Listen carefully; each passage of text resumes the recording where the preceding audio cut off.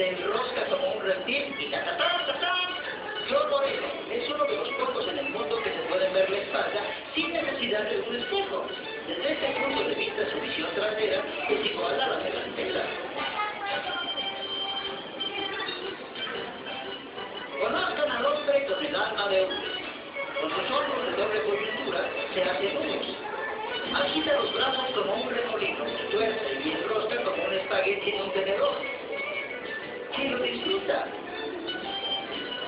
Si tiene corazón, muy fácil. Un poco más abajo y no hay problema.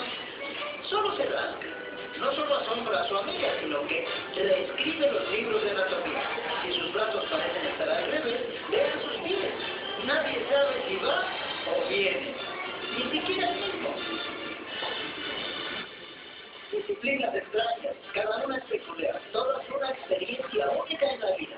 Son raras y auténticas, aunque usted no lo crea.